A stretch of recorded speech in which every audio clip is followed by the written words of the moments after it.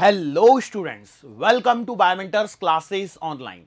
Today we are going to discuss the next topic in our chapter ray optics and optical instrument. और आज बेटा हम लोग कोई टॉपिक डिस्कस ना करते हुए हम लोग डिस्कस करने वाले हैं numericals which are related with the phenomena refraction. So जो रिफ्रैक्शन के फिनोमिना से जो रिलेटेड न्यूमेरिकल है हम उनको डिस्कस करने वाले हैं. इससे प्रीवियस लेक्चर में हम लोग लास्ट में कलर्स वाले टॉपिक तक पहुंच चुके थे. वैसे मैं आपको बता दूं कलर्स वाला टॉपिक इतना इंपॉर्टेंट नहीं है, तो उसे आप ड्यूरिंग द लेक्चर भी मैंने बताया था. बस थोड़ा सा चीज़ें हैं जो आप देख लो तो अच्छी बात है, नहीं देखो तो कोई फर्क नहीं पड़ने वाला है. लेकिन फिर भी अब जब पढ़ा दिया है तो थोड़ा सा देखने में कोई बुराई भी नहीं है. बस उतना सा वो कॉम्बिनेशन वगैरह ठीक है, थोड़ा सा, ज़्यादा बिल्कुल भी करने की जरूरत नहीं है, उसमें ज़्यादा टेंशन लेने की जरूरत नहीं है.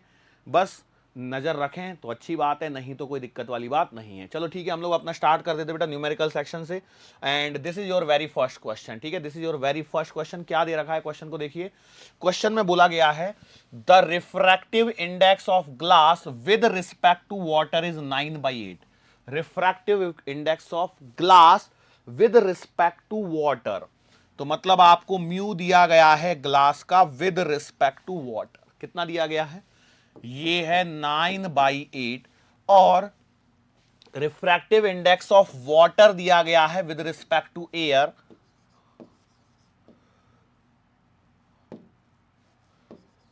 4/3. तो आपको बताना है रिफ्रैक्टिव इंडेक्स ऑफ ग्लास कितना है. वैसे तो आप जानते हैं इसका आंसर 3/2 है, लेकिन हम लोगों को कभी कभी एग्जामिनर इसमें फंसा सकता है, ध्यान रखें. ठीक है, तो भैया देखो इसका मतलब यह है कि आपको mu of glass divided by mu of water दिया गया है, बराबर है कितना? 9/8. सो आप लोग कहेंगे mu of glass divided by mu of water है बेटा 4/3 बराबर 9/8. सो यहां पर यदि मैं देखता हूं तो म्यू ऑफ ग्लास आपको मिलेगा 9/8 इंटू 4/3. सो बेटा देखो 4 से कटेगा 2 बार, 3 से कटेगा 3 बार. So you are getting again 3/2 as an answer. ठीक है, बहुत ही सिंपल सा सवाल था, आराम से किया जा सकने वाला सवाल था. आगे बढ़ता हूं मैं. Okay, if speed of light in medium is this then refractive index of medium. Lecture में भी करवाया था. म्यू क्या निकल के आएगा बेटा? C/V 3 into 10 to the power 8 divided by 2 into 10 to the power 8 means your answer is 3/2. Examiner इन सवालों में ऐसे भी पूछ सकता है द मीडियम इज, क्योंकि हम लोगों को 3/2 स्टैंडर्ड याद होना चाहिए ग्लास के लिए और वाटर के लिए 4/3. हो सकता है कि डायरेक्ट मीडियम के लिए भी सवाल पूछ ले कि भैया light is travelling in which medium. ठीक है, सो तैयार रहना है आपको इन सब चीजों के लिए भी. अगले सवाल पे बढ़ता हूं मैं, थोड़ा सा स्पीड अप करता हूं. देखो ये सिंपल से सवाल है, जहां पे ज्यादा टाइम लगेगा वहां पे करवाएंगे, है ना. देखो, find the speed of light of wavelength in a medium of refractive index this and also wavelength of this light in the medium. तो बेटा स्पीड का फॉर्मूला क्या लिखोगे? तो v बराबर तो आप लिखोगे C/म्यू. तो आपने लिख लिया है 3 into 10 to the power 8 divided by mu कितना दिया गया है? 5/3, मतलब 9/5 इंटू 10 टू द पावर 8. 9/5 कहां से आया? 3 सबसे ऊपर चला जाएगा, तो 3 3 जा 9 और डिवाइड बाई 5. तो आप लिख सकते हो 1.40, 5/8 1.8 इंटू 10 टू पावर 8 मीटर पर सेकेंड. दूसरा क्या पूछा है उसने? दूसरा पूछा है बेटा उसने वेवलेंथ. तो वेवलेंथ के लिए भी बिल्कुल सेम कॉन्सेप्ट लगेगा. वेवलेंथ इन मीडियम बराबर क्या आएगा? Wavelength in air divided by mu. Yes और नो? तो आपने बोला ठीक है, तो आप लिखोगे 600 नैनोमीटर डिवाइडेड बाई म्यू कितना है? 5/3. तो 6 12 6 3 1800 divided by 5. So you are getting 5 3 15 360 nanometre. You are getting this answer. Yes, अब यदि किसी ने गलती कर दी यहां पे तो वो 5/3 से मल्टीप्लाई कर बैठ सकता है, और मल्टीप्लाई कर देगा तो आंसर कुछ अलग आ जाएगा. ठीक है, ये सिंपल से सवाल है.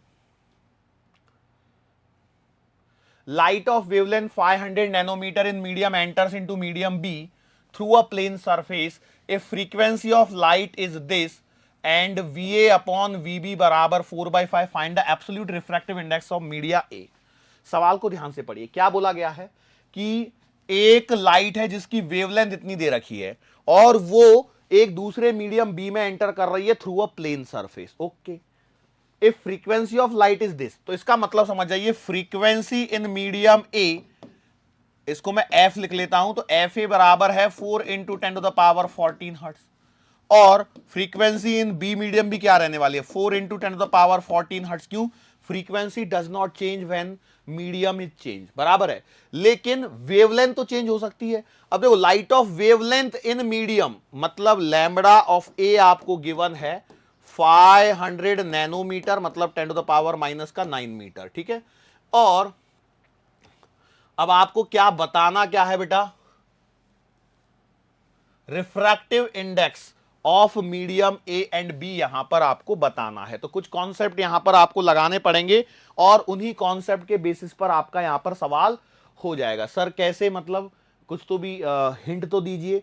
तो हिंट भैया सिंपल सी बात है। सिंपल सी बात क्या है, इसको समझिए। यदि मैं यहां पर देखता हूं मीडियम ए के लिए, तो भैया फ्रीक्वेंसी तो कांस्टेंट रहने वाली है, यस और नो, तो आपने बोला सही बात है। फ्रीक्वेंसी कांस्टेंट होने से हम लोग एक बात जानते हैं कि एफ बराबर होता है सी लैम्बडा। एफ बराबर क्या होता है, सी इंटू लैम्बडा। एफ बराबर सी इंटू लैम्बडा। तो फ्रीक्वेंसी है आपके पास में 4 इंटू 10⁻14 बराबर सी का मतलब मैं यहां पर मानूंगा स्पीड इन मीडियम ए, और वेवलेंथ इन मीडियम ए दे रखी है उन्होंने 500 इंटू 10⁻⁻9 मीटर। कुछ तो भी गलती कर रहा हूं क्या? ओके बेटा, गलती हो रही है मेरे से, मैं इसको क्रॉस चेक ये कर देता हूं। क्या गलती हुई, किसी को पता लगा? एक्चुअली यूनिट्स एंड मेजरमेंट इसीलिए ज्यादा काम में आता है। सी हाँ, ये है सही, मतलब v बराबर लैम्बडा इंटू एफ। तो speed in medium A will be equals to lambda.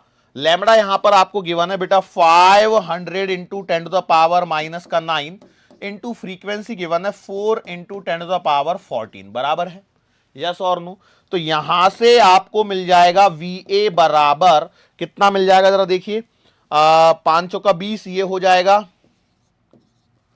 ये 2 जीरो और मान लीजिए, और इन जीरोज को यदि मैं कैंसिल करता हूं तो इंटू 10⁻5 बचेगा, मतलब आपको आंसर मिल रहा है 2 इंटू 10⁻8, यस और no. This is the speed in medium A. अच्छा एक बात बताओ, ये आपको यदि मीडियम ए की स्पीड मिल गई तो क्या मैं यहां से मीडियम ए का रिफ्रैक्टिव इंडेक्स निकाल सकता हूं? बिल्कुल निकाल सकता हूं। म्यू ए बराबर आएगा सी बाई वी ए। तो आप लिखोगे 3 इंटू 10⁻8 डिवाइडेड बाई 2 इंटू 10⁻8। तो बेटा यहां से आप देखिए refractive index of medium A मिल जाएगा आपको 3/2, यस और नो। अब देखो इसी सेम कॉन्सेप्ट को आप मीडियम बी के लिए भी लगा लीजिए तो भी आपका काम हो जाएगा, या फिर आप क्या कर सकते हैं, कॉन्सेप्ट अप्लाई कीजिए स्नेल्स लॉ वाला, sine i upon sine r बराबर μ2 अपॉन μ1 बराबर v1 अपॉन v2। वहां बस उल्टा चलता है, बाकी सब जगह सेम चलता है। मतलब आप लिख सकते हो mu of B upon mu of A बराबर V A upon we B. Okay, so यहां पर आप देखिए म्यू ऑफ बी तो आपको निकालना है, बराबर म्यू ए इधर आएगा तो ये आएगा बेटा 3/2, और v A upon we B उन्होंने दे रखा है 4/5। तो इससे आंसर कितना मिलेगा, 2 दूना 4, 6/5, मतलब 1.2। यू आर गेटिंग 1.2 मैंने वहां पर लिखा हुआ है, सिंपल कैलकुलेशन है, 6/5 आपके पास में आंसर आ जाएगा और आप इजीली इस क्वेश्चन को टैकल कर सकते हैं, बशर्ते आपके कॉन्सेप्ट क्लियर हो। मैं जानता हूं मेरे से यहां पे सी बराबर मतलब एफ बराबर लैम्बडा लिख गया था, लेकिन वी बराबर लैम्बडा एफ आएगा क्योंकि इसके लिए यूनिट है मीटर और इसकी पर सेकंड, तो मीटर पर सेकंड मैं भी ऐसे याद रखता हूं, बिल्कुल सिंपल है। यूनिट्स एंड मेजरमेंट चैप्टर यदि आपका पक्का है तो आपकी यूनिट्स की वजह से कई बार फॉर्मूले गलत होते होते बच जाते हैं, ठीक है। ओके चलो,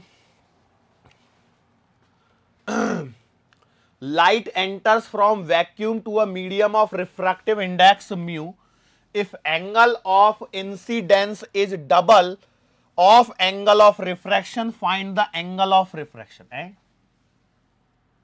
ओके ठीक है, समझ गया। इसने बोला है कि भैया लाइट जो है वो वैक्यूम से किसी मीडियम में एंटर कर रही है, फिर बोल रहा है जिसका रिफ्रैक्टिव इंडेक्स म्यू है, यदि angle of incidence is double the angle of refraction. मतलब देखो यहां पर यदि मैं डायग्राम बनाने की कोशिश करूं तो देखो ये तो मेरा नॉर्मल हो गया, ये मेरे पास में एंगल ऑफ इंसिडेंस होगा, ये मेरे पास में एंगल ऑफ रिफ्रैक्शन होगा। As per the given condition angle of incidence is double the angle of refraction, angle of incidence is double the angle of refraction, ये उसने कंडीशन यहां पर दे रखी है।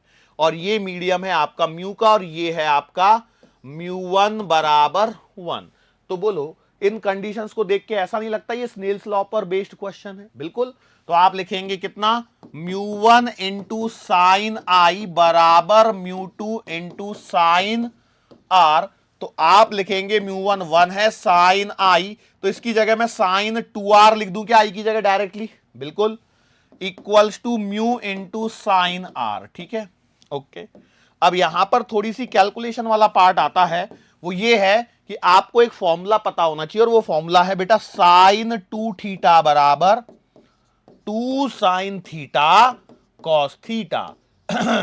ये वाला फॉर्मूला यदि आपको पता है तो आपको इसमें कोई दिक्कत नहीं है। सर जी कैसे? देखो यहां पर आ जाएगा साइन 2r को मैं लिख सकता हूं 2 साइन r कॉस r बराबर म्यू इंटू साइन r। बोलो यस और नो? आपने बोला सर जी ठीक है। देखो साइन r से साइन r कट जाएगा, so you will be getting 2 cos r बराबर म्यू। बोलो यस और नो? आपको r चाहिए, so you will be writing cos r बराबर म्यू बाई 2।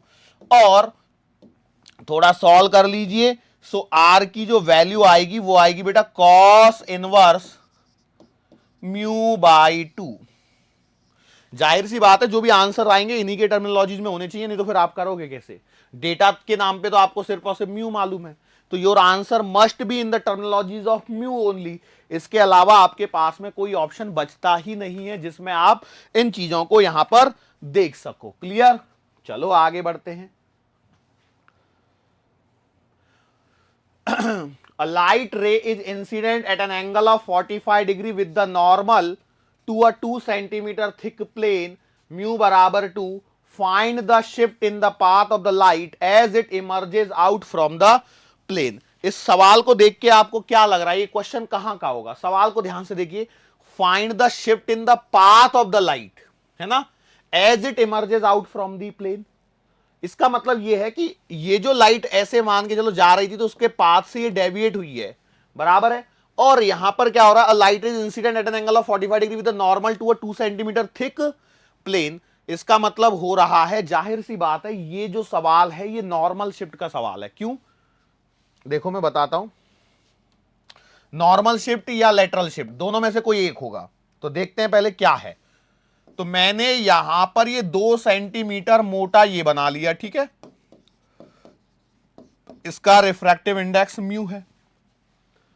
एंगल यहां पर यदि नॉर्मल ड्रॉ किया तो ये बेटा 45 डिग्री पर आ रही है। इसको जाना तो ऐसे था लेकिन ऐसे जा रही है, तो यहां पर आके इसमें normal shift sorry lateral shift आपको कैलकुलेट करना पड़ेगा। तो इसका मतलब यह है भैया कि आपको लेटरल शिफ्ट का फॉर्मूला याद होना चाहिए।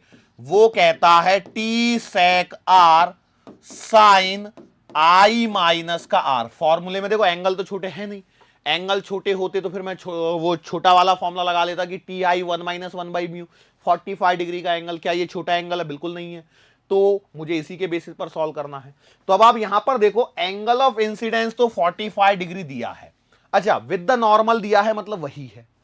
2 सेंटीमीटर थिकनेस तो टी मालूम है, आर नहीं मालूम है। तो आर के लिए क्या किया जाए? तो भैया आर के लिए आपको करना यह पड़ेगा, you will have to apply Snell's law. तो आप लगाएंगे तो 1 इंटू साइन 45 बराबर म्यू, देखो उन्होंने 2 दिया है तो 2 इंटू साइन आर, तो यह आएगा बेटा 1/√2 बराबर 2 into sine r. So sine r की वैल्यू आ रही है आपके पास में 1 डिवाइडेड बाई 2√2। साइन आर की वैल्यू आ रही है 1 डिवाइडेड बाई 2√2। तो सर ये तो काम नहीं आ रही, मुझे सेक आर चाहिए वगैरह चाहिए। तो हम लोग क्या करते हैं, देखो आर यदि मैं निकालने जाऊंगा ना साइन इनवर्स 1/2√2 तो मेरे से निकलेगा ही नहीं, क्योंकि मुझे ऐसी कोई वैल्यू याद ही नहीं है क्या याद? बिल्कुल नहीं। चलो मान लो ये घड़ी के लिए साइन की ये वाली वैल्यू याद भी होती, हो सकता है किसी को याद हो, तो फिर साइन आई माइनस आर करोगे तो फंस जाओगे, फिर सेकार करोगे तो फंस जाओगे। तो हम लोग क्या करते हैं, यहां पर देखो, साइन आर यदि 1/2√2 है तो मुझे बताओ कॉस आर क्या लिखा जाएगा। ये लिखा जाएगा under the root of 1 minus sine square r. मतलब आप लिखोगे under the root of 1 minus, इसका स्क्वायर करो तो कितना आएगा, 1 डिवाइडेड बाई 2 का स्क्वायर 4, इसका स्क्वायर आर, तो ये आएगा बेटा 8 में से गया 7। So under the root of 7/8 या फिर √7 डिवाइडेड बाई 2√2। ठीक है, ऐसा कुछ तो भी डेटा आएगा। ओके, तो ये आ गया कॉस आर की वैल्यू √7/8। ठीक है, साइन आर की मिल गई। तो अब क्या करें, अब इसको फॉर्मूले को लेके आओ और हम लोग अपना आगे बढ़ सकते हैं। कैसे बढ़ेंगे जरा देखो, लैटरल शिफ्ट को मैं लिख रहा हूं T into sec are sine I minus का R, T sec are sine I minus का आर, फॉर्मूला लिखा है बस मैंने ऊपर। ठीक है, अब इसमें क्या करो, यहां पर एक और फॉर्मूला काम का है बेटा, साइन ए माइनस बी का फॉर्मूला। मतलब ये सवाल मैथमेटिकल पर्सपेक्टिव से ज्यादा बड़ा हो गया, तो साइन ए माइनस बी का फॉर्मूला होता है sign A cos B minus cos A और साइन बी। ये फॉर्मूला यदि आपको याद है तो बहुत अच्छी बात है, मैंने बोलते हुए लिखा है साइन ए माइनस बी बराबर, ऐसे नहीं दिख रहा होगा, इसको हटाता हूं,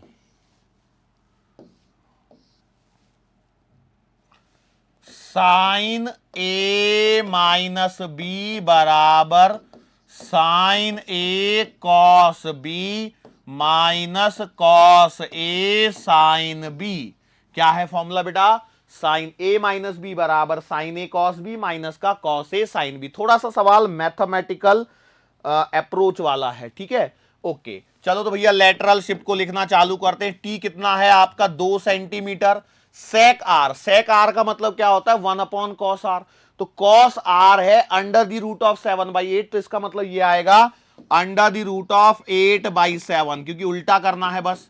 इसको आपको लिखना है, इसको जब आप लिखोगे तो आप लिखोगे sine i cos r minus cos i sine r. ठीक है, चलो बेटा इसको जरा सॉल्व करते हैं हम लोग थोड़ा सा।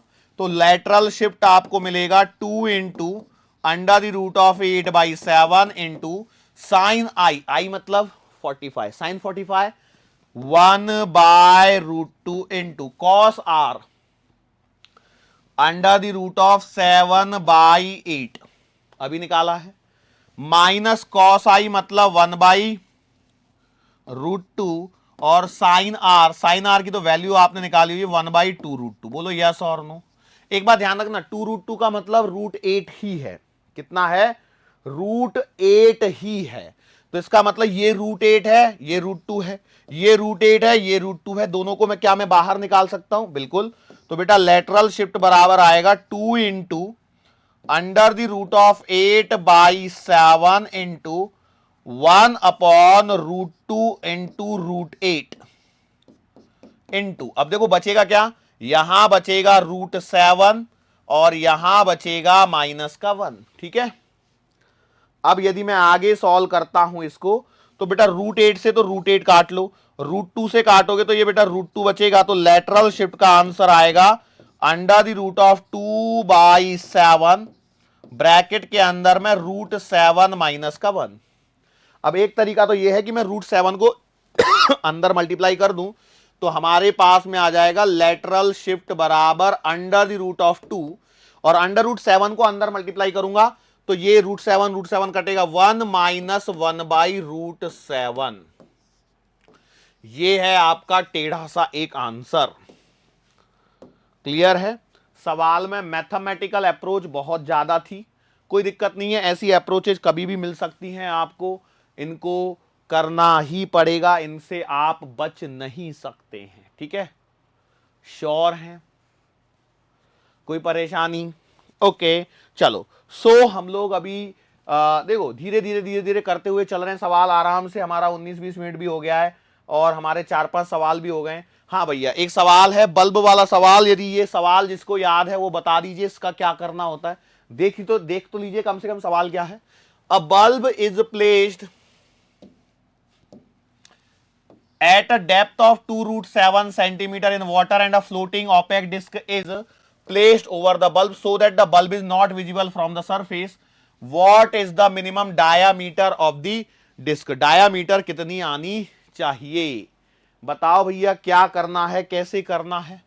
तो देखो ये कॉन्सेप्ट ऐसा नहीं लग रहा है, यहां पर एक बल्ब लगाया था और मैंने ये आपको बताया था और इसमें आर का फॉर्मूला हम लोगों ने डिराइव कर लिया था। बताओ क्या डिराइव किया था आर का फॉर्मूला? तब मैंने एक बात और बताई थी आपको कि डायामीटर पूछता है जनरली, तो आर का जो फॉर्मूला है वो तो आएगा h divided by under the root of mu square minus 1। क्या मैंने फॉर्मूला सही लिखा है? आर बराबर h upon under the root of mu square minus का 1। लेकिन आपको डायामीटर चाहिए तो डी बराबर आपका कितना आएगा बेटा? 2r। तो मतलब आप लिखोगे 2 into r h 2√7 divided by under the root of mu square. Mu किधर गया यार? म्यू क्यों नहीं दिख रहा है? अब bulb is placed at depth, अच्छा वाटर, ओके वाटर। अब दिया है क्या यहाँ पे म्यू ऑफ वाटर? नहीं है। कितना होता है? 4/3। तो आपको करना है बेटा 4/3 का स्क्वायर माइनस का 1। क्लियर? चलो तो करो बेटा इसको, तो आपको मिलेगा 4√7 डिवाइडेड बाई 4 चौका 16 बराबर 16। तो इसे लिखेंगे हम लोग 16 माइनस का 9 और डिवाइडेड बाई 9 अगेन यहां पर रहने वाला है। यस और नो? तो मैंने बोला ठीक है। चलो अब इसको रूट से बाहर निकालोगे तो ये 3 बन जाएगा और 16 में से 9 गए तो 7। So you are getting diameter बराबर 4√7 into 3 divided by √7. So you are getting diameter as 12 centimetre. कितना मिल रहा है? 12 सेंटीमीटर। क्लियर है? क्या ये सवाल में कोई परेशानी है? सवाल देख के, ये सवाल आपसे सवाल देख के वैसे सॉल्व होने ही वाला नहीं है unless and until you don't know this formula. यही सवाल, अब देखो यहां पे क्या बोला है, इसमें डिस्क के बाद का डिस्क के कारण बल्ब दिखाई ना दे। तो भैया बल्ब दिखाई ना दे मतलब क्या है? ये इतना एरिया कवर करता है। इसे ही हम लोगों ने क्या बताया था? Field of view of fish. ऐसे हम लोगों ने पढ़ा था कुछ, तो भी एक कॉन्सेप्ट, छोटा सा कॉन्सेप्ट मैंने बताया था। आई थिंक सो ये लेक्चर नंबर 10 है, 9, 8 या 7 या 8 नंबर के लेक्चर में आपको ये वाला कॉन्सेप्ट मैंने करवाया था। उम्मीद करता हूं आपको ये वाला कॉन्सेप्ट सबको याद होगा। क्लियर है? चलो आगे बढ़ते हैं, कुछ एक सवाल और करते हैं, 4-5 सवाल और करते हैं बेटा और आज के लेक्चर को यहां पर फिर समाप्त कर लेंगे। न्यूमेरिकल्स हैं। अब मुझे लगता है यहां से आगे प्रिज्म के सवाल चालू हो रहे होंगे। यस, प्रिज्म के सवाल चालू हो रहे हैं। If the refracting angle of prism is 60 degree. अब देखो मैं यहां से आगे क्वेश्चंस को स्टार्ट करने से पहले एक बार बोलूंगा, लेक्चर नंबर 8 और 9 को अच्छे से गो थ्रू करिए, क्योंकि लेक्चर नंबर 8 और 9 में प्रिज्म चला है पूरा, बराबर है। और अच्छा हाँ, 8 और 9 में प्रिज्म चला है, मतलब 7 लेक्चर नंबर 7 में कराया होगा, मतलब वो सारी चीजें। तो कोई बात नहीं, अब जो भी है गलती हो जाती है, इंसानी गलती करता है। अब ऐसे तो है नहीं कि भैया हम आके आपके साथ में, और भाई कैसे हो, क्या कर रहे हो, आज सुबह नाश्ता किया नहीं किया, आज सुबह पानी पिया नहीं पिया। अरे भाई 2 बजे तुम शाम को दोपहर को 2 बजे लेक्चर देख रहे हो, दिन भर में कम से कम 4 बार पानी पी चुके होगे। कई लोग तो 2-4 बार चाय भी पी चुके होंगे, है ना। कई लोग बोल रहे होंगे सर हम ऐसे थोड़ी, हम तो जगते ही 2 बजे हैं, आप क्या बात कर रहे हो। ठीक है, जोक्स अपार्ट, तो कोई बात नहीं, हम मुद्दे से भटक गए फिर भी अपने से। चलो ठीक है, मैं कहना यह चाहता था कि आप एक बार सारे फॉर्मुलेज को बेटा एक बार लिख लीजिए। एक बात दिमाग में बिठा लीजिए, मेडिकल एंट्रेंस में जो सवाल आएगा, जो नीट में सवाल आएगा, वो स्ट्रेट फॉरवर्ड फॉर्मूला बेस्ड सवाल रहेगा। आप हो हवा मत बनाइए फिजिक्स को। I am talking only medical entrance point of view. I am not talking about JEE Mains और एडवांस। हम जेई मेंस और एडवांस के है ही नहीं भैया, हम तो नीट वाले बच्चे हैं, हम मेडिकल एंट्रेंस वाले बच्चे। तो हमें जो सवाल पूछे जाने वाला है डायरेक्ट पूछे जाने वाला है। 45 सवाल फिजिक्स के आएंगे, 45 में से 40 सवाल स्ट्रेट फॉरवर्ड होंगे। क्लियर है? कोई नया सरप्राइज नहीं देखने को मिला। रोज आऊंगा मैं, रोज यही कहूंगा 35 से 40 सवाल यही होंगे जो सीधे सीधे फॉर्मूला बेस होंगे, बशर्ते लेकिन किंतु परंतु उसमें बहुत सारे जो फॉर्मूले मैंने डिराइव कराए, बहुत सारे जो स्टैंडर्ड सवाल करवाए, वो फॉर्मूले आपको याद होने चाहिए। अनलेस एंड अनटिल आपको वो फॉर्मूले याद नहीं है, आप सवालों को टैकल नहीं कर पाओगे। क्या ये वाली बात आपके पल्ले पड़ रही है? कुछ ऐसा नहीं कर सकता मैं आके, सर आप देखो हम लोगों में होता है कि हम लोग most of the time monotonous teaching कर रहे होते हैं। उसका रीजन है क्योंकि हमारे दिमाग में ये चल रहा होता है कि हमें आपका सिलेक्शन करवाना है, हमें आपके मार्क्स की चिंता है, ठीक है। हम इसलिए मोनोटोनस रहते हैं। बहुत बार ऐसा आप देखते हैं कि 45 मिनट्स का लेक्चर आ रहा है, सर मैं आया 45 मिनट्स के लेक्चर में, 45 मिनट्स में मैंने एक भी बार आपसे बात नहीं की। कई बार तो ऐसा भी होता है एक एक सवा डेढ़ घंटे का लेक्चर चला जाता है मेरा, 2 घंटे तक का मैं लेक्चर चला रहा होता हूं और मैं सिर्फ पढ़ाई की बातें कर रहा होता हूं। तो आप सोचिए ना, मेरी नसों पे भी तो जोर पड़ता होगा ना, दिमाग की नसों पर। राधा दिन अब देखो मैं अब आपसे बात कर रहा हूं 5 मिनट, चलो मैंने आज सोच लिया कि आज मैं 5 मिनट बात कर ही लेता हूं, ठीक है। काफी दिन हो गए आपसे मैंने कुछ भी बात नहीं करी। अब इन 5 मिनट में मेरा कुछ भी दिमाग पे जोर पड़ ही नहीं रहा है। क्यों दिमाग पे जोर पड़ेगा भाई? हाय हेलो करनी है, हाय हेलो में काय का दिमाग पे जोर? दिमाग पे जोर तो तब पड़ता है जब फॉर्मूला रिकॉल करना होता है। जब यहां पे मैं क्वेश्चन लिख रहा होता हूं तो मेरे साथ में मेरे सबकॉन्शियस माइंड में कहीं ना कहीं चल रहा होता है कि गलती से भी फॉर्मूला गलत नहीं हो जाए, गलती से भी गलत फॉर्मूला गलत नहीं हो जाए। इतने सारे बच्चे तुम्हें देख रहे हैं, हो चल रहा होगा कि नहीं चल रहा होगा? यस, यही होता है। जैसे आप एंट्रेंस एग्जाम देने जाते हो तो आपके साथ क्या होता है? आप जो 3 घंटे का पेपर लिखते हो, वो 3 घंटे में आपके दिमाग में भी सबकॉन्शियस माइंड में कहीं ना कहीं ये चल रहा होता है कि कहीं गलती से भी फॉर्मूला गलत ना हो जाए। और उसका एक ही तरीका है, वो है practice practice practice and a lot of practice only, not by this. जो आज अभी हम लोग जो चिट चैट कर रहे हैं ना, इससे कुछ नहीं होने वाला है, नथिंग, कुछ नहीं होगा। ना आपका भला ना मेरा भला।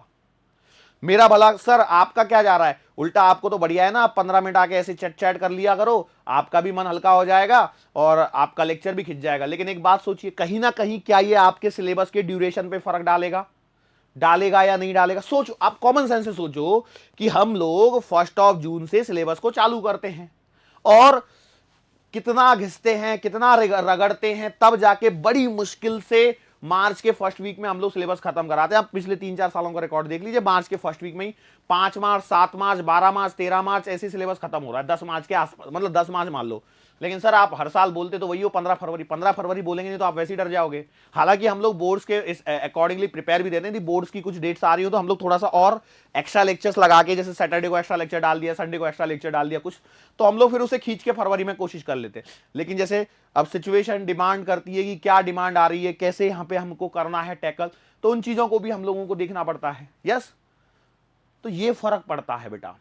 वी आर लाइक कि हम आपका टाइम वेस्ट नहीं कर सकते। आपका टाइम वेस्ट करना मतलब ये हमारे लिए बहुत बड़ी क्या है, हमारी बहुत बड़ी गलती है ये, यदि हम आपका टाइम वेस्ट कर रहे हैं। मतलब हम आपकी भावनाओं के साथ खिलवाड़ कर रहे हैं एक तरह से। यदि मैं आके सुबह जैसी लेक्चर की शुरुआत हो, मैं आप सबसे पूछूं, अरे हाय हेलो कैसे हो, कैसी है चिंकी, कैसी है मिंकी, कैसा है राजू, कैसा है गोलू, तो गोलू को तो अच्छा लगेगा, चिंकी मिंकी को भी अच्छा लगेगा, राजू को भी अच्छा लगेगा कि मेरा नाम लिया, और बाकी जो बैठे वो ऐसे मुंह बुला के बैठेंगे, हम सर ने हमारा नाम तो लिया ही नहीं है। ऐसा नहीं कर सकते ना, बात समझ में आ रही है? तो ऐसा करके क्या होगा? कुछ नहीं होगा। That will just waste our time as well as the time of those sincere students who are literally waiting for the lecture only. Literally those students are waiting for content only. वो पढ़ाकू बच्चे जो सिर्फ और सिर्फ content के लिए आए हैं, उनका तो वेस्ट हो रहा है ना टाइम। तो हम नहीं चाहते किसी का भी वेस्ट हो। सर फिर आज क्यों वेस्ट कर रहे हो? जरूरी है, हफ्ता 2 हफ्ता 15 दिन के बाद में एक आध बार इंटरेक्शन होना भी जरूरी है। एक साइड से सिर्फ मैं इधर से दिए जा रहा हूं और उधर पता लगा कि बीच में मतलब ऐसा हो रहा है, आप पतंग उड़ा रहे हो और बीच में पता लगा किसी ने आपकी वो काट के और अपनी पतंग में बीच में जोड़ के और आपकी रस्सी आपकी डोरी खींचे जा रहे हो और आप चरखी में से डोरी को रिलीज किए जा रहे हो तो डोरे को। बात समझ में आ रही है? तो इन चीजों का भी ध्यान रखना पड़ेगा, यस और नो। तो इसके लिए जरूरी है कि थोड़ा बहुत इंटरेक्शन भी हो जाए। लेकिन देखो अमूमन हमारा जो है वो हम रोज इंटरेक्शन नहीं कर पाते, रोज नहीं कर सकते। हम रोज आपसे प्यारी प्यारी मीठी मीठी बातें नहीं कर सकते। हम बोलेंगे एक फॉर्मूला याद कर लो इतने समय में, तो इतने समय में तो एक सवाल हो जाएगा, इतने समय में तो हो सकता है एक थियोरेटिकल सवाल बन जाए, एक थियोरेटिकल कॉन्सेप्ट का एक सवाल बन जाए। अब जैसे आज के देखो, आज के लेक्चर में बहुत सारे ट्रिग्नोमेट्रिक फॉर्मूले हैं, कितने लोगों को याद थे वो बताओ, ईमानदारी से बताओ। साइन ए माइनस बी का फॉर्मूला कितने लोगों को याद? तो ईमानदारी से बोलो। आधे लोगों के हाथ नीचे डाउन होंगे, आधे लोगों के हाथ। यदि हम सामने मेरे बैठे होते और मैं खड़ा करके किसी को भी पूछ लेता चलती क्लास में कि साइन ए माइनस बी का फॉर्मूला बताओ भैया, तो वो बोलता सर साइन ए माइनस बी, सर ये तो मैथ्स का सवाल है सर, हम तो फिजिक्स पढ़ने आए हैं सर, कैसे बता दे सर। अरे सर आपको थोड़ी सी जो ट्रिग्नोमेट्री याद रखनी पड़ेगी, मैंने बताया ना। देखो थोड़ा थोड़ा सा, देखो मैथ्स कोई आपको ज्यादा डराने के लिए नहीं है, क्योंकि एग्जामिनर को मालूम है कि you belong to medical entrance field, तो आपको इतनी मैथ्स याद नहीं रह पाती है। लेकिन वो जो फ्रीक्वेंटली यूज फॉर्मूले, अच्छा साइन 2 थीटा का फॉर्मूला, ईमानदारी देखो, आपकी ईमानदारी आपके साथ में, फिर मैं बोलूं कि आपको नीट की कसम है तो अच्छा कैसा लगेगा, ये अच्छा नहीं लगेगा ना। तो अब बताओ ईमानदारी से, कितने लोगों को साइन 2 थीटा का, साइन 2 थीटा बराबर 2 sine theta cos theta formula याद था? कितने लोगों को साइन ए माइनस बी का फॉर्मूला था, साइन ए माइनस बी बराबर साइन ए कॉस बी माइनस का कॉस ए साइन बी? अच्छा साइन ए प्लस बी का फॉर्मूला बता दो, साइन ए कॉस बी प्लस का cos A sine B, cos A minus B का बता दो। ये रेयरली काम आते, ठीक है, लेकिन कहीं ना कहीं हमें काम आ जाते। चलो मैं बताऊं, चलो एक ट्राइंगल दिया है, एक राइट एंगल ट्राइंगल दिया, उसमें लेंथ दी है, हाइट दी है, बेस दी है, लेंथ दी है, हाइट दी है, बेस दी है। मैं भी क्या अजीब सी बातें कर रहा हूं। लेंथ दी है, एडजेसेंट साइड दी है और हाइपोटेन्यूज दिया है। अब मैं पूछूं आपसे साइन थीटा बराबर बताओ क्या होता है? बताओ बताओ क्या होता है? साइन थीटा जब लिखते हैं हम लोग लिखते हैं opposite side upon hypotenuse. Cos theta लिखना है तो adjacent side upon hypotenuse. Tan theta लिखना है तो opposite side upon adjacent side. याद है? कितनी बार काम आते हैं? बहुत बार काम आते हैं। डेरिवेशन में तो चलते रहते हैं, चलते ही रहते हैं, चलते ही रहते हैं। ठीक है। सो कभी किसी दिन स्ट्रेटेजी वगैरह, देखो अब हम कहेंगे कि भैया 50 दिन में नीट क्रैक कर लो, 60 दिन में नीट क्रैक कर लो, 100 दिन में नीट क्रैक कर लो, 120 दिन में नीट क्रैक कर लो। आज वीडियो बना दिया 120 दिन में नीट क्रैक कर लो, फिर 30 दिन और गए, फिर बोलेंगे 90 डेज में नीट क्रैक कर लो। 90 से पहले 100 आएगा। 100 डेज में नीट क्रैक करो, फिर 90 डेज में करो, फिर 80 डेज में, फिर 70 डेज, 75 डेज, 60 डेज, 45 दिन में नीट क्रैक करो। फिर पता लगा 1 महीने में नीट क्रैक करनी है। कुछ दिन बाद तो पता लगेगा, कुछ टाइम के बाद में तो ऐसा आएगा कि सुबह उठ के एग्जाम हॉल में जाते जाते नीट क्रैक कर लो। ऐसा भी हो सकता है ना? सोचा नहीं कभी मैंने, सोचना पड़ेगा इस बात पे भी। चलो, इफ द एंगल, क्या है ये सवाल, if the refracting angle of prism 60 degree. Refracting angle of prism का क्या मतलब होता है? कौन सा वाला एंगल होता है? तो ये होता है बेटा आपका ए बराबर 60 degree and the minimum deviation is 30 degree. Minimum deviation मतलब डेल्टा एम बराबर आपको दिया गया है 30 degree. Find the angle of incidence आपको आई बताना है। बताओ भैया कहां से कौन सा फॉर्मूला अब यहां पर अप्लाई करोगे? देखो अब मैं आपको बता दूं, आपको ये वाला फॉर्मूला जरूर याद होगा, म्यू बराबर साइन ए प्लस का delta M divided by 2 whole divided by sine A by 2 for minimum deviation. क्या ये कंडीशन होती है? यदि आपको ये वाली चीज भी याद थी ना, तो यहीं से देख लो, ये वाला जो है ना, ये वाला जो पोर्शन है, ये एंगल ऑफ इंसिडेंस को रिप्रेजेंट करता है। मतलब आई बराबर ए प्लस का डेल्टा एम डिवाइडेड बाई 2। सो आप लिखोगे 60 प्लस 30 डिवाइडेड बाई 2, मतलब आंसर इज 45 डिग्री। बोलो यस और नो। यही पूछा ना, नहीं तो पता लगा रिफ्रैक्टिव इंडेक्स ऑफ मटेरियल पूछ लिया हो। चलो ठीक है, सवाल सिंपल था, आसान था, एकदम खिलौना सा सवाल। खिलौना माटी का। A ray of light passes through an equilateral prism। देखो इसने इनडायरेक्टली इक्विलेटरल प्रिज्म लिख के बोला है, इसका मतलब प्रिज्म एंगल कितना है? 60 डिग्री है। बहुत बार आपके साथ में ऐसा कर सकता है। यस और no? Okay. Such that the angle of emergence is equal to the angle of incidence. ध्यान से सुनना, angle of emergence is equal to angle of incidence and each is equal to 3/4 of the angle of the prism, मतलब 3/4 times A. ये भी दिया है। Find the angle of deviation delta आपको बताना है। बताओ कैसे करोगे? अरे बताओ बताओ, क्या ये मिनिमम डेविएशन की कंडीशन है आई बराबर ई? बिल्कुल सही है। तो आपने लिख दिया सर जी आई बराबर ए प्लस का डेल्टा एम डिवाइडेड बाई 2। तो भैया आप लिखोगे डेल्टा एम बराबर 2i माइनस का A. So it implies delta m बराबर आएगा 2 इंटू आई, 3/4 ए माइनस का ए। तो डेल्टा एम बराबर आएगा, दोनों दो से काटा तो 3/2 ए माइनस का ए, मतलब a/2। और a कितना है बेटा? 60। तो डेल्टा का आंसर कितना आएगा? 30 डिग्री। सिंपल है, डेल्टा का आंसर कितना आएगा 30। सर ये 30 कहां से लिख दिया अचानक से चलते चलते? अरे ए का एंगल 60 है ना, इक्विलेटरल प्रिज्म बोला तो है सवाल में, चिल्ला चिल्ला के मैंने भी बोला था। अरे बोलो यस और नो। 30 डिग्री यहां से निकालेंगे हम लोग। क्लियर है सवाल में कि नहीं है? सर नहीं है क्लियर, तो पियो स्प्राइट, क्योंकि स्प्राइट क्लियर है। दारे वैसे मेरे को है ना एडवर्टाइजमेंट वालों से पैसे लेने चाहिए है ना, एडवर्टाइजमेंट करने के लिए। स्प्राइट क्लियर है, अब देखो स्प्राइट की ऐड करी मैंने थोड़ी देर के लिए। स्प्राइट वाले बोलेंगे चल हट। द रिफ्रैक्ट, ये क्या लिख दिया बे, refracting of a prism is, अच्छा ठीक है यहां पे एंगल होना चाहिए वैसे तो, कोई बात नहीं, हमारे टाइपिस्ट को थोड़ा सा माफ कर दो आप लोग। The refracting angle of a prism is A and the refractive index of the material of the prism is cot a/2। ये क्या सवाल है रे? Okay, find the angle of deviation, delta पूछा है, ऐसे कैसे निकाल लेंगे? The refracting angle of a prism is a, okay ठीक है, कुछ तो होगा। Refracting angle of prism is a, okay okay okay. The refractive index of the material of the prism is cot a/2, okay okay okay okay. Refractive index of the material is cot a/2, मतलब क्या हो रहा है सोचिए।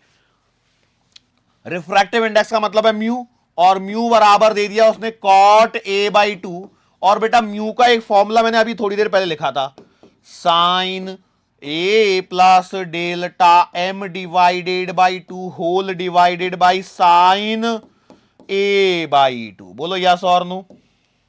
अब देखो cot a/2 को आप लिख सकते हो cos a/2 divided by sine a/2। बोलो यस और नो, लिख सकते हो या नहीं? तो आपने बोला यस सर, दोनों को इक्वेट कर दो, तो you will be writing cos a/2 whole divided by sine a/2 बराबर साइन a प्लस का delta m divided by 2 divided by sine a/2। बोलो क्या सिंपल सवाल है सर? क्या सच में नीट में भी ऐसे सवाल आएंगे? सर जी यस सर। तो आपके पास में मिल रहा है cos a/2 बराबर sine a plus delta m divided by 2। अब देखो ये cos थीटा आ रहा है, cos थीटा को क्या लिखा जा सकता है? Sine 90 minus theta. मैंने कुछ गलत बोला क्या? cos थीटा को लिखा जा सकता है साइन 90 माइनस थीटा। मैं सही लिख रहा हूं, सही बोल रहा हूं? ओके, तो मैं ऐसे लिख सकता हूं साइन 90 माइनस का a/2 बराबर a प्लस का डेल्टा m डिवाइडेड बाई 2। बोलो अगला स्टेप क्या करूंगा बताओ फटाफट से। साइन से साइन को काट, यहां साइन लिखा ही नहीं है, चलो लिख के काट दो। तो क्या बच गया? 90 माइनस a/2 बराबर, जगह खत्म, चलो कोई बात नहीं। 90 माइनस a/2 बराबर a प्लस का डेल्टा m डिवाइडेड बाई 2। तो देखो ये 2 से 2 कटेगा तो एक आएगा 180 माइनस का a बराबर a प्लस का डेल्टा m। बेसिकली क्या हुआ है पता है स्टेप में? 2 से मल्टीप्लाई, तो ये इधर 180, ये a, सो 2a। पूछा क्या है रे इस सवाल में? Find angle of deviation, okay delta पूछा है। तो यार डेल्टा m बराबर तो आ रहा है 180 माइनस का 2a। इसका क्या करें? ये तो कहीं दिख ही नहीं रहा, कुछ तो गड़बड़ लग रही है। cos a/2 sin a/2 cut गया, मैंने सही किया। साइन 90 माइनस a के बारे में कुछ दिया नहीं। The refractive angle of the prism is a, the refractive index of matter. तो फाइंड एंगल ऑफ डेविएशन, तो ये आ रहा है 180 माइनस का 2a मेरे पास में आंसर आ रहा है। तो a का वैल्यू तो दिया ही नहीं है यार, तो फिर कैसे निकालेंगे? तो इसका मतलब this should be the answer, बस इतना ही होगा। भाई a की वैल्यू देता तो मैं कुछ पुट करके सॉल्व करता। जैसे a की वैल्यू 60 डिग्री देती तो 60 दूना 120, तो 180 में से 20 के तो 60 डिग्री आंसर आ जाएगा। तो इतना ही सवाल यहां पर ये सॉल्व होने लायक है। अरे सवाल रह गया बीच में, मुझे लगा 2 स्लाइड छोड़ी होंगी। मैंने बोला था मेरे टाइपिस्ट को 2 स्लो स्लाइड कम से कम छोड़ा करो एक के बाद में। कभी कभी सवाल लंबा खिंच जाता है, कभी कभी हम छोटी सी मिस्टेक कर जाते हैं बाबू। Okay, the angle of prism is 60 degree. आपने एक बात नोटिस करी होगी, मोस्टली सवालों में प्रिज्म एंगल 60 डिग्री देता है इक्विलेटरल प्रिज्म लेकर के। What is the angle of incidence for minimum deviation the refractive index of the, देखो बेसिकली सवाल है ना, कुछ नहीं है कि फॉर्मूला चल रहा है आपका इतनी देर से, म्यू बराबर sine A plus delta M divided by 2 और नीचे आएगा साइन ए बाई 2। बोलो यस और नो, बोलो यस और नो, बिल्कुल सही है। चलो म्यू कितना दिया है, √2, चलो पुट करो, √2 बराबर साइन ए 60 प्लस का डेल्टा एम बाई 2, कैलकुलेशन है बस, साइन ए बाई 2 मतलब 60 बाई 2 मतलब 30। ओके चलो आगे बढ़ो, ये इधर जाएगा, साइन 30 कितना होता है बेटा, 1/2, तो आप लिखोगे √2 मल्टीप्लाई बाई 1/2 बराबर, और ये आएगा साइन 60 प्लस का डेल्टा एम डिवाइडेड बाई 2। यदि नहीं दिख रहा होगा तो मैं बोल भी रहा हूं बेटा, इतना ध्यान रखना, ऐसे मत बोलना सर दिख नहीं रहा है वो येलो कलर हटा दो, अब नहीं हट सकता, टाइपिस्ट ने बेचारे ने मेहनत करी है उतनी तो उसको सम्मान देना पड़ेगा हमें, ठीक है। चलो तो ये कितना आएगा, ये आएगा 1/√2, क्यों, √2 डिवाइड बाई 2, ओके, ये आ रहा है साइन 60 प्लस का डेल्टा एम डिवाइडेड बाई 2। अच्छा एक बात बताओ, 1/√2 को क्या लिख सकता हूं मैं, साइन 45 डिग्री बराबर साइन 60 प्लस का डेल्टा एम डिवाइडेड बाई 2। वैसे मैं बताऊं, जितने भी क्वेश्चंस को मैं पहले एक ही स्लाइड में कर लेता हूं ना, वही क्वेश्चन आपको आएंगे, ये बात मान के चलना आप। हाँ एक आध क्वेश्चन में मेरी गलतियों की वजह से भी अगले पेज पे चले जाते हैं, मैं कहीं थोड़ा सा बड़ा बड़ा लिख देता हूं, लेकिन बाकी नॉर्मली यही होने वाला है, ठीक है। साइन ने साइन को मारा तो यहां पर बचेगा 45 बराबर 60 प्लस का डेल्टा एम डिवाइडेड बाई 2। मैं जानता हूं मैं बहुत लंबे लंबे स्टेप कर रहा हूं, पर 45 दूना 90 में से 60 गए तो 30, डेल्टा एम बराबर आंसर विल बी 30 डिग्री, ठीक है। नीट के तो सवाल मैंने करवा दिए थे, 2019 और 20 के दोनों सवाल मैंने प्रीवियस लेक्चर में डिस्कस कर लिए थे आप लोगों से। तो सर एक बात बताऊं, उन सवालों का लेवल कोई ज्यादा ऐसा डिफिकल्ट नहीं था कि जिनको आप कर नहीं पाते थे, यस और नो, कि डर लग रहा था आप लोगों को। सर डर तो पूछो ही मत, मतलब हम तो कांप रहे थे सर डर से। लो भाई एक और सवाल आ गया, बिल्कुल सेम सवाल है, a ray of light passing through a prism having mu बराबर √2 suffers minimum deviation, it is found that the angle of incidence is double the angle of refraction within the prism. What is the angle of prism? देखो थोड़ा सा diagram बनाने की कोशिश करो ना, थोड़ा सा कोशिश कर लो हमारे लिए। मिनिमम डेविएशन और ये सारी चीजें यहां पे उसने दे रखी है, मैं बोला ठीक है, म्यू दे रखा है, ओके। जब म्यू दे देता है तो देखो जब म्यू देता है ना, जनरली ये मान के चलना कि हमको यही कॉन्सेप्ट लगाना होता है। कौन सा वाला कॉन्सेप्ट, अरे विच कॉन्सेप्ट, म्यू बराबर sine A plus delta M by 2 divided by sine A by 2, yes और नो, मतलब ठीक है। अब यहां पर परेशानी ये है कि प्रिज्म एंगल तो दिया ही नहीं है, वही पूछा है, और हमारा यदि म्यू का फॉर्मूला यदि मैं लगाता हूं थोड़ी देर के लिए, मान लो मैंने लगा दिया, म्यू बराबर sine A plus delta M by 2 divided by sine A by 2, yes. A तो गिवन नहीं है, म्यू गिवन है, डेल्टा एम दिया है क्या, वो भी नहीं दिया। यदि वो दिया होता तो हम लोग कुछ इधर उधर तिकड़म लगाते थे, हालांकि वो भी तिकड़म नहीं काम आती थी यहां पे। लेकिन यहां पर एक पॉइंट देखो क्या है, a ray of light passing through a prism having mu बराबर √2 suffers a minimum deviation. Minimum deviation का मतलब क्या होता है, आपको यदि आप रिकॉल कर पा रहे होंगे ना, तो आपको एक चीज बताई थी, मिनिमम डेविएशन में होता यह है कि लाइट रे इधर से आई, ठीक है, this is your angle of incidence i, और बिकम्स पैरेलल, और becomes parallel to the base, becomes parallel to the base, ये यहां पर सिचुएशन हो जाती है, ऐसा कुछ बराबर है, ओके। और ये वाला एंगल आपका ए आ जाता है और ये वाला एंगल आर होता है। अच्छा मिनिमम डेविएशन की कंडीशन, यदि आपको और भी कुछ कंडीशन याद हो मिनिमम डेविएशन में, तो आर बराबर क्या होता है, ए बाई 2 होता है। आर बराबर क्या होता है, ए बाई 2, सही बोल रहा हूं ना, हाँ।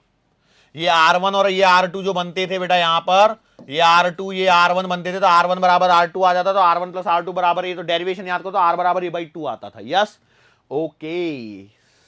चलो फटाफट से यहां पर इसको सॉल्व करना है, कैसे करेंगे, ओके। हाँ हाँ, तो तो देखो एक सिंपल सी बात बताऊं, मैं यदि यहां पर देखो म्यू मालूम है मुझे, आई और आर में रिलेशन भी मालूम, मैं इस सवाल में इतना दिमाग लगाना नहीं चाहिए एक्चुअली। तो देखो कैसे, मैं यदि यहां पे स्नेल्स लॉ लगा देता हूं तो मैं लिखूंगा 1 इंटू साइन आई बराबर म्यू इंटू साइन आर, ये बात तो तय है। अब यहां पर बोला गया है angle of incidence is double the angle of refraction, angle of incidence is double the angle of refraction. ये ज्यादा तरीका आसान लगा मेरे को तो। अरे ये सवाल तो पहले भी कर लिया क्या? ठीक है, तो 1 इंटू साइन 2r बराबर mu into sine sine R cancel नहीं होगा, पहले इसको लिखना पड़ेगा 2 sine R into cos R. ये सवाल ऐसा क्यों फील हो रहा है मेरे को, मैं पहले करवा चुका हूं, पता नहीं, हो भी सकता है। Sine R cancel, 2 into cos R बराबर म्यू मतलब √2। सो यहां से देखो कॉस आर बराबर आ रहा है 1/√2, तो इट इंप्लाइज आर बराबर आ रहा है 45 डिग्री। यस और नो? आर की वैल्यू 45 डिग्री आ गई, तो आप जानते आर बराबर तो a/2 होता है, तो a बराबर कितना आ जाएगा? 90 डिग्री है। ये कितना है? 90 डिग्री। खत्म सवाल। थोड़ा सा सोचना पड़ा। देखो क्या होता है ना, सवाल जब आपके सामने आएंगे, जब सवालों को कर चुके होगे ना एक बार ऐसे ऐसे सवालों को, एक बार समझिए, आप डीपीएस के टाइम पे भी आपको सवालों को सोचने में टाइम लगता होगा, डेफिनेटली उसके बिना सवाल होंगे नहीं। सोचोगे नहीं तो सवाल होगा कैसे? ठीक है, चलो आगे बढ़ो। If one face of prism angle 30 degree and mu √2 is silvered, the incident ray retraces its initial path. What is the angle of incidence? सवाल को ध्यान से सुनो, क्या बोला गया है। आपके पास में एक प्रिज्म है, ठीक है। अब देखो सवाल ने सुनो, if one face of prism angle is 30 degree, prism का एक फेस 30 डिग्री है, म्यू बराबर √2 है, छेड़ो, is silvered and the incident ray retraces its initial path. सोचो कब हो सकता है। मान के चलो यदि ये आपने ऐसे बनाया, तो ये लाइट रे ऐसे आएगी, ठीक है, ये कुछ रिफ्लेक्ट होगी, और इसने वापस जाना है। इसने क्या जाना चाहिए? वापस, मतलब it should reach perpendicular to over here. मतलब मैं यदि इसको ऐसे कर दूं, तो देखो क्या ये वाली सिचुएशन सही लग रही है आपको? थोड़ा देर सोचना और फिर आंसर करना। मान लो इसको सिल्वर कर दिया जाए, तभी तो रिफ्लेक्शन होगा और सीधी की सीधी वापस लौट जाएगी। मतलब यहां पर हो ये रहा होगा कि भैया यदि मैंने यहां पर एक नॉर्मल ड्रॉ किया है, ये लाइट रे ऐसे आएगी और ये बेटा सीधी जाके वापस से रिट्रेस करे अपने पाथ को, तभी ये सिचुएशन यहां पर क्या है? बनने योग्य सिचुएशन है, और ये वाला एंगल आपका 30 डिग्री हो जाए। बोलो, डायग्राम को देखो, इस वाले को, ऊपर वाले को मत देखो, ऊपर वाला तो सही नहीं, क्योंकि इसी से सवाल पॉसिबल है, क्योंकि एक फेस को सिल्वर किया है और उस पर लाइट जाके लौट के आनी भी चाहिए, और तब आपसे बोला गया है कि भैया ये वाला एंगल आई आपको बताना है। क्या ये बात क्लियर है? ओके, बताओ क्या करोगे यदि ये है, तो ये वाला बेटा आपका एंगल ऑफ रिफ्रैक्शन आएगा आर, है ना। अगेन कहानी तो वैसी चलेगी, लेकिन आर के बारे में आपका कहना है वो क्या है, बताओ पहले फर्स्ट। जब तक वो नहीं बताओगे तब तक हम कुछ कर ही नहीं सकते आगे। तो देखो यदि आप ध्यान से देखो, ये 90 है, ये 30 है, तो ये वाला एंगल कितना होगा? 60। तो ये वाला कितना बचेगा? 30। तो आर तो मिल गया 30, मतलब यही वाला एंगल आएगा। तो अब सवाल में क्या बचा है? 1 इंटू साइन आई निकालना है बराबर म्यू मतलब √2 इंटू साइन आर मतलब साइन 30। अरे तो बहुत सिंपल हो गया यार ये तो सवाल। साइन आई बराबर √2 इंटू साइन 30 मतलब 1/2। सो साइन आई की वैल्यू लिख दो बेटा कितनी? 1/√2। तो आई का वैल्यू आ जाएगा बेटा यहां पर तो 45 डिग्री। खत्म, 45 डिग्री। बोलो यस और नो, क्या सवाल करने योग्य था या नहीं था? अब देखो बाकी तो आप कैसे ये कर रहे हो वो कर रहे हो, ये आपको सोचना पड़ेगा, और अदरवाइज आप ऐसे भी कर सकते थे। कैसे कर सकते थे मालूम क्या? आप ये वाला फॉर्मूला लगा लो, म्यू बराबर sine A plus delta M divide by 2 whole divide by sine a/2। Yes और नो? तो सर उसमें कैसे हो जाएगा? तो ऊपर वाला तो a plus delta M by 2 जो है वो तो अपना पूरा का पूरा क्या हो जाएगा? आई हो जाएगा, जो कि आपको यहां पर चाहिए, और नीचे बच जाएगा साइन a/2। लेकिन a कितना है, तो ये प्रॉब्लम हो जाएगी। ठीक है ठीक है, कोई बात नहीं, छोड़ दो छोड़ दो छोड़ दो। ओके,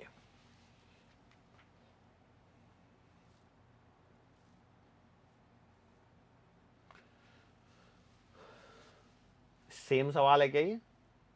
एक तो प्रिज्म के सवालों में ये और हमेशा लगता है सवाल सेम तो नहीं हो गया कहीं। क्या होता है ना, जैसे हमारा टाइपिस्ट टाइप कर रहा है, ये टाइप कर दिया, बाद में पता लगा सेम क्वेश्चन दोबारा टाइप कर दिया। कई बार ऐसा मैंने देखा है, तो मैंने हटाए भी है क्वेश्चन।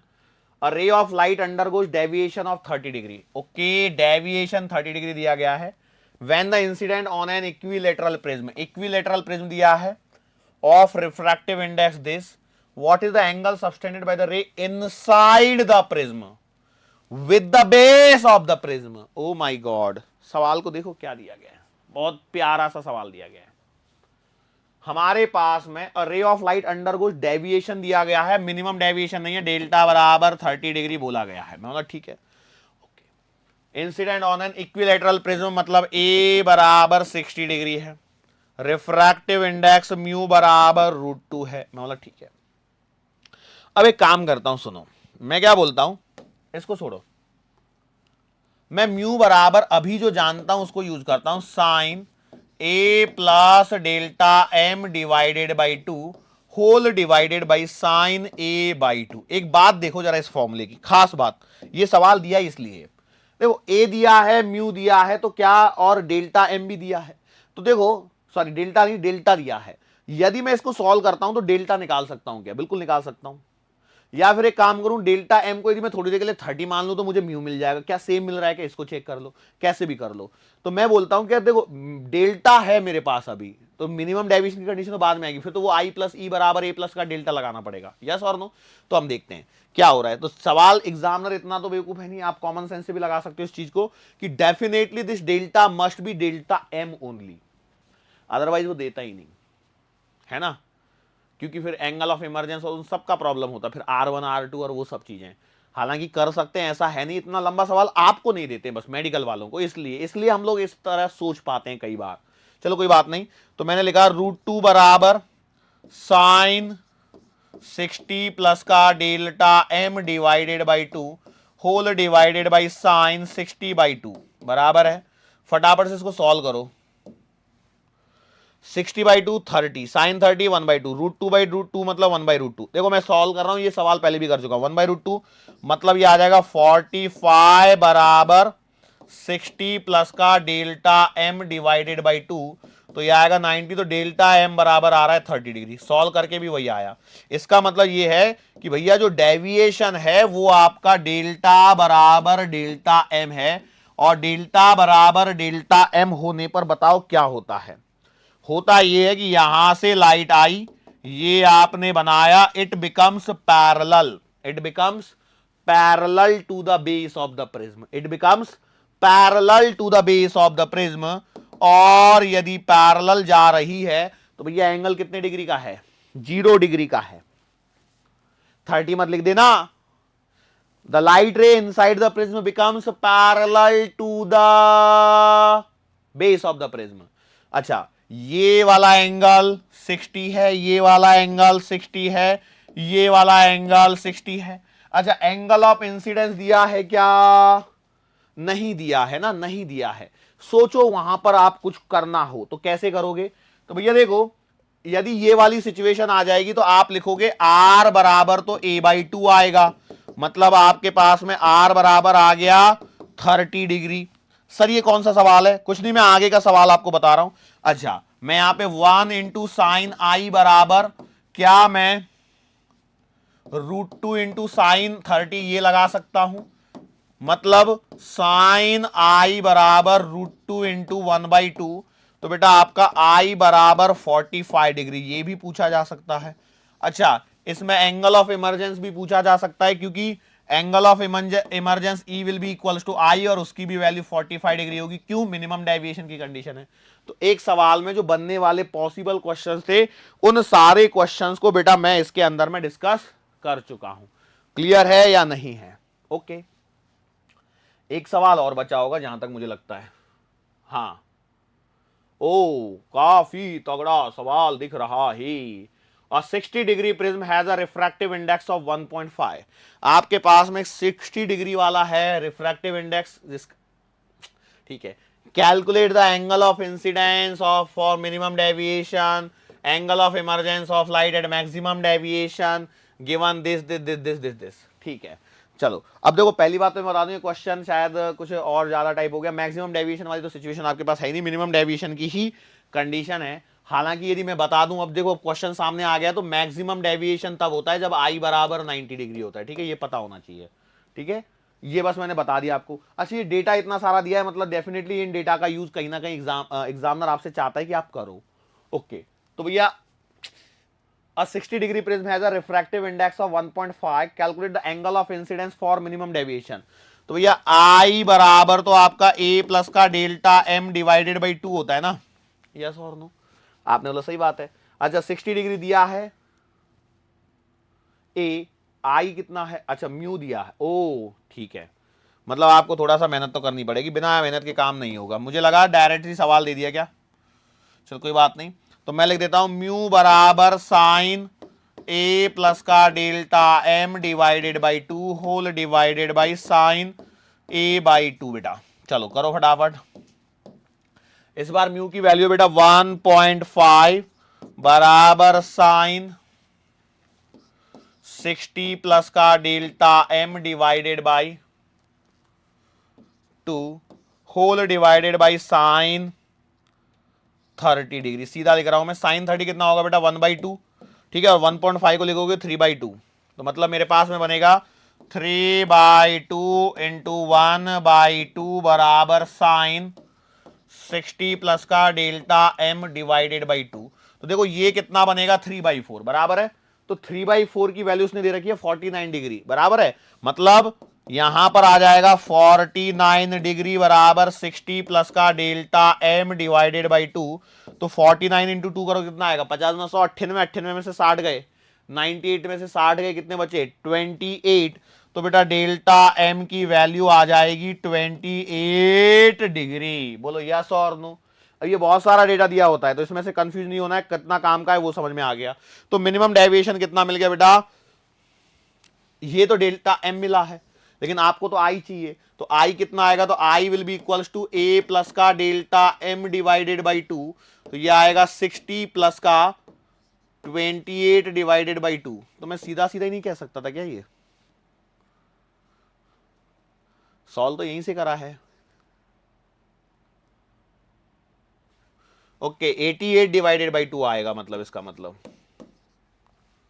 98 में से 60 गए तो कितने बचेंगे यार, मैं कुछ गलती कर रहा हूँ क्या, 98 में से गए 60, तो ये तो 38 बचेंगे, मैंने 28 क्यों लिख दिया। ओके 38, और यदि मैं इसको 38 करूँ 6 3 और 98/2, तो ये तो फिर से 49 डिग्री आ रहा है, तो मैंने एक ही स्टेप को 2 बार कर दिया क्या। ओके चलो ठीक है, तो इससे फायदा क्या हुआ, the angle of incidence for minimum deviation चाहिए, तो मैंने वो निकाल दिया 49 डिग्री। इसमें क्या दिक्कत हुई, फिर मैं क्यों ऐसा भूला भटका सा लग रहा था। ओके ठीक है, कभी कभी ऐसा हो जाता है। देखो सेम कैलकुलेशन आई ना, क्योंकि 60 प्लस डेल्टा एम अपॉन 2 मतलब साइन, तो यही तो पूरा एंगल ऑफ इंसिडेंस है, मैंने 2 बार किया उस स्टेप को, कोई दिक्कत नहीं है, हो जाता है कभी कभी। अब देखो क्या बोला है, the angle of emergence of light at maximum deviation. अच्छा मैक्सिमम डेविएशन पे आपको एंगल ऑफ इमरजेंस चाहिए, तो अब कैसे करोगे, अब तो सवाल में बेटा यहां पर आप लोग अटक जाओगे। अब देखो मेन क्या होता है ना, जब एंगल ऑफ मैक्सिमम डेविएशन की बात होती है, तो मैक्सिमम डेविएशन तब होता है जब आपका आई बराबर हो 90 डिग्री। एंगल ऑफ इंसिडेंस जब 90 डिग्री होता है, तब हमारे पास में मैक्सिमम डेविएशन आता है। तो अब इसमें फिर से कॉन्सेप्ट लगाने पड़ेंगे बेटा रिफ्रैक्शन के। रिफ्रैक्शन का कॉन्सेप्ट लगाओगे मतलब 1 इंटू साइन आई बराबर म्यू इंटू साइन आर। बोलो यस और नो। तो 1 इंटू साइन 90 मतलब 1 बराबर म्यू मतलब 3/2 इंटू साइन आर। बोलो यस और नो। कुछ गलती हो रही है, साइन बेटा 49 डिग्री आएगा ना, साइन 49 डिग्री। क्यों, एंगल ऑफ इंसिडेंस मैंने अभी निकाला ना 49 डिग्री, देखो साइन 49 डिग्री निकाला एंगल ऑफ इंसिडेंस, यस और नो, मतलब ठीक है। ओके यार क्या कर रहा हूं मैं, सॉरी यार, मैं दोनों के बीच दो क्वेश्चन साइमल्टेनियसली चल रहे हैं, दोनों के चक्कर में मेरा हो गया थोड़ा सा कंफ्यूजन क्रिएट। चलो मैं इसको मिटाता हूं। Angle of incidence must be 90 degree, तो मैं लिखूंगा 1 बराबर म्यू है आपका 3/2 इंटू साइन आर, तो यहां पर आएगा साइन आर बराबर आएगा 2/3। सो यहां से तो मुझे आर मिलेगा sine inverse of 2/3। Let me check this data. दिया है क्या साइन इनवर्स 2/3? दिया है 42 डिग्री। तो मतलब मेरे पास में आर की वैल्यू आ चुकी है 42 डिग्री। ओके, अब एक बताओ अगला कॉन्सेप्ट हम लोग क्या लगा सकते हैं। 3/2 पे आ गया। तो हमारे पास में यदि आपने सोचा कि आई प्लस का ई बराबर ए प्लस का डेल्टा निकालें, तो बेटा आपको ए तो मालूम है, आई मालूम है, डेल्टा क्या है, डेविएशन, वो नहीं मालूम है क्या? सोचो थोड़ी देर के लिए, बोलो पता है क्या? नहीं। क्यों? मैक्सिमम डेविएशन हो रहा है यहां पर। डेविएशन क्या है बेटा? मैक्सिमम है। डायरेक्ट तो आप कर ही नहीं सकते अब इस सवाल को। अब यहां पे जाके आपको लगेगा कि यार कुछ तो गड़बड़ी हो रही है हमसे। गड़बड़ी कुछ नहीं हो रही है, टेंशन मत लीजिए, ठीक है। अब मेरे पास ये आर जो मिला है, ये वाला कौन सा आर मिला होगा, जरा आप सोचिए, सोचिए जरा। डायग्राम बनाएंगे तो सोच पाएंगे। ये मेरा डायग्राम है, ठीक है। मैं मान लेता हूं कि कहीं से यहां से लाइट रे आ रही है। मैं मान लेता हूं कहीं से यहां से लाइट, अरे यार क्या हो गया, चल क्यों नहीं रही है? कहीं से यहां से लाइट रे आ रही है। वैसे तो वास्तविकता में देखा जाए तो ये लाइट रे को ऐसे बनाना चाहिए, लेकिन यहां पर फिर आप समझ नहीं पाओगे, तो इसके लिए मैं ऐसे बना रहा हूं। फिर ये ऐसे गई, यहां पर नॉर्मल डाल दिया और ये ऐसे गई, तो ये वाला एंगल R1 आपने निकाला है वास्तविकता में 42 डिग्री। तो ये R1 है, तो बेटा ये वाला R2 आएगा। और आप जानते हैं R1 प्लस का R2 जो है वो आपका A के बराबर होता है। तो आपने लिखना है 42 प्लस का R2 बराबर A कितना था, 60 डिग्री था।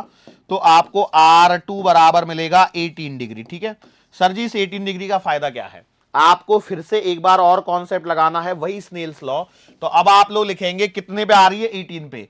तो देखो आप लोग लिखोगे μ1 साइन आई बराबर μ2 साइन आर, यस और नो। इस बार ध्यान से देखिए, μ1 क्या है, 3/2 इंटू साइन 18 पर बेटा आपकी लाइट रे आ रही है, ये वाला सिचुएशन, बराबर μ2 बाहर है मतलब 1 into sine E, that is angle of emergence. ये सिचुएशन बनेगी।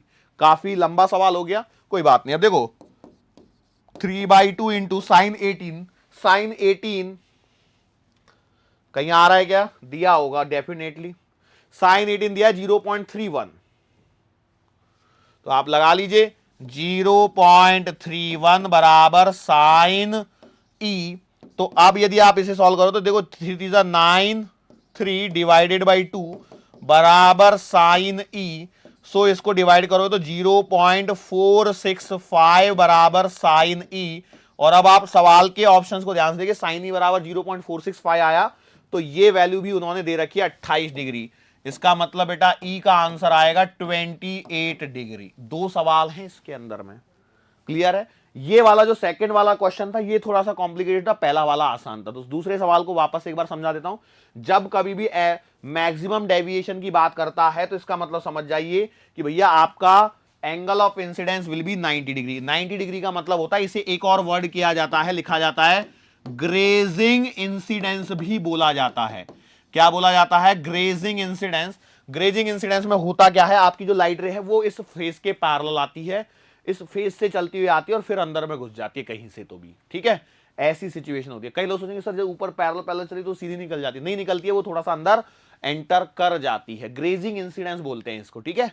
ओके, अब यहां पर इस सवाल में आपको देखो कॉन्सेप्ट कैसे लगाना है। पहली बार आपको यहां पर रिफ्रैक्शन का कॉन्सेप्ट लगाना है, जो आपको आता है μ1 sin i बराबर μ2 sin r। यहां से आपको जो एंगल ऑफ रिफ्रैक्शन मिलता है वो R1 मिलता है।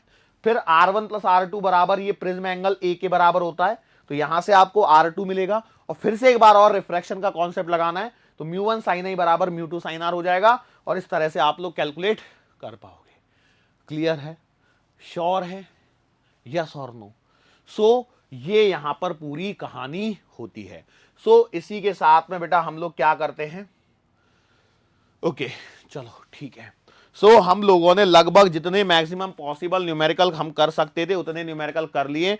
हालांकि मैं जानता हूं आपको कुछ न्यूमेरिकल चाहिए थे, डिस्पर्शन ऑफ लाइट और डिस्पर्शन और डिस्पर्सिव पावर वगैरह पर कुछ न्यूमेरिकल होने चाहिए थे। हालांकि हैं तो नहीं, दिख तो नहीं रहे यहां पर, बट मैं एक आधा न्यूमेरिकल इसमें ऐड करता हूं, देखता हूं कहां है या नहीं है। वैसे होने तो चाहिए थे, क्योंकि नंबर देख के तो मुझे लग तो रहा है कि यहाँ पे होंगे तो सही, पर हैं। ओके, थोड़े से पेज चले गए, कोई बात नहीं, जो होते रहता है। The find the dispersive power of flint glass, the refractive indices of flint glass for red, yellow and violet light are this. और आपसे क्या पूछा गया? Dispersive power. तो सबसे पहले तो आपके दिमाग में सिंबल से याद होनी चाहिए। डिस्पर्सिव पावर का सिंबल क्या है? पावर मतलब ओमेगा, ठीक है। तो ओमेगा का जो फॉर्मूला होता है वो होता है mu we minus mu R upon mu Y minus का 1। क्या मैंने सही लिखा है? देख लो, यदि आपको लगे उल्टा है तो उसको भी सही कर सकते हैं। मतलब कई बार होता है ना, याद नहीं आता है। तो म्यू वी कितना है? 1.632 माइनस 1.613 डिवाइडेड बाई 1.620 माइनस का 1। कैलकुलेशन वाले पार्ट होते हैं इसमें, और कुछ नहीं होता है। तो आप देखो 1632 में से 1613 गए, 7 और 10, 7 और 10 17 और 2 19।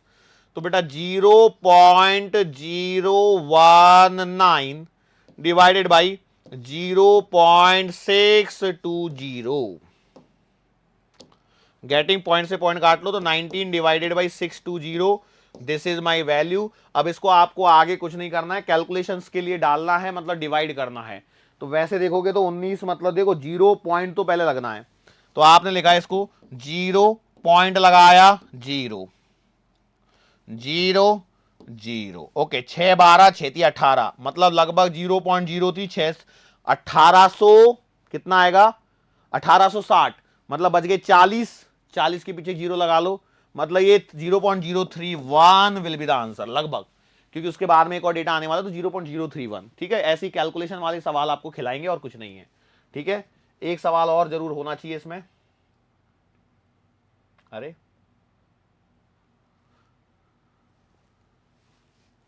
ठीक है, जो भी है। मैं जल्दबाजी में कुछ ज्यादा पेज तो नहीं बदल गया? मेरे को ऐसा ही फील हो रहा है।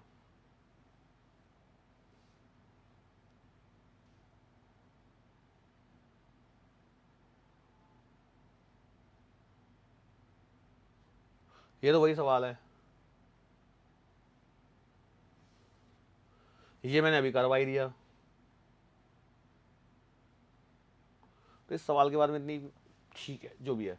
The refractive indices of flint glass for red violet light are this. Okay, red and violet होना चाहिए।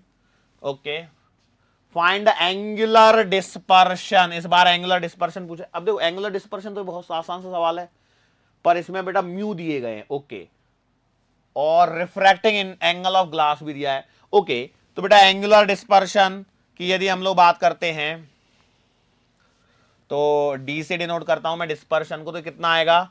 Mu V minus mu r into A. क्या मैंने सही लिखा है? गलत लिखा है? सही लिखा है कि गलत लिखा है? बताओ फटाफट से, यही काम, और क्या है इसमें? इन सवालों में और कुछ होता ही नहीं है। वैसे तो आप लिखोगे तो डेल्टा वी माइनस का डेल्टा आर लिखना चाहिए, तो वही एंगुलर ये होता, लेकिन डेल्टा वी कैसे निकालोगे म्यू से? वो तो रिलेशन हमने पढ़े नहीं है ना। यस और नो पढ़े क्या? नहीं। चलो, तो हम लोग करते हैं यहाँ पे म्यू वी। तो ये है 1.632 माइनस 1.613 इंटू 5। तो इसका आंसर तो मैंने अभी भी निकाला था, 0 पॉइंट कितना आया था? 029 इंटू 5, 45 5 4 5 10 और 4 14, तो 0.145। 0.145 मेरे पास में आंसर मिल रहा है। क्या मैं सही कर रहा हूं? ऐसा क्यों लग रहा है? Mu we minus mu r into A.